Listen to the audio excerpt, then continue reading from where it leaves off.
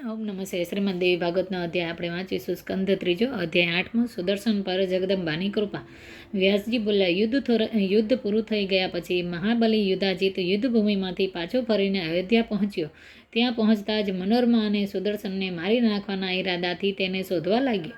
યુધાજીત દુહિત્ર શત્રુજીતને વિધિપૂર્વક રાજગાદી પર બેસાડીને મંત્રીઓને કારભાર સોંપ્યો અને પોતે ઉજ્જૈન તરફ રવાના થયું. વ્યાસજી બોલ્યા, દિવસો પસાર થતા ગયા. જ્યારે તે બાળક સુદર્શન થોડો મોટો થયો ત્યારે તે નિર્ભય થઈને મુનિકુમારો સાથે રમતગમતમાં ભાગ લેવા લાગ્યો.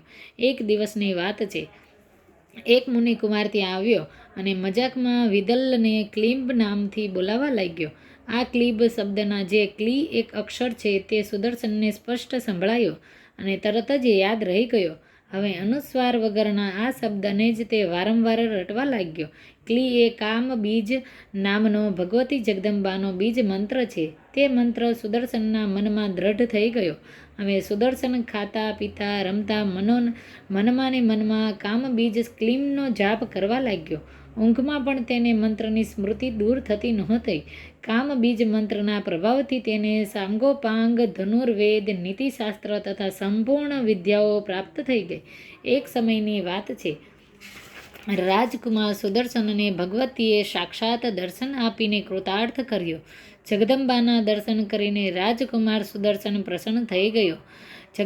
જગતજનનીની કૃપાથી તેને ધનુષ, ઘણા બધા તીક્ષ્ણ બાણ, ભાથુ અને કવચ પ્રાપ્ત થઈ ગયા. કાશી નરેશની એક લાડલી પુત્રી હતી. તેનું નામ શશિકલા હતું. તે શશિકલાએ સાંભળ્યું હતું કે નજીકના વનમાં મુનિ આશ્રમમાં કોઈ એક રાજકુમાર રહે છે. સર્વગુણોથી સંપન્ન તે રાજકુમાર સુદર્શન નામથી વિખ્યાત છે. શૂરવીર હોવાની સાથે સાથે તેઓ સુંદર છે કે જાણે બીજો કામદેવ ન હોય. ત્યારે શશિકલાના મનમાં સુદર્શનને પતિ બનાવવાની ઈચ્છા જાગી.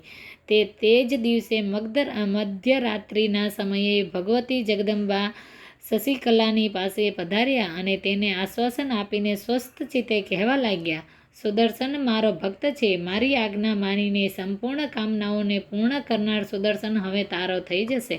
ઓમ નમઃ શિવાય. અધ્યાય સંપૂર્ણ.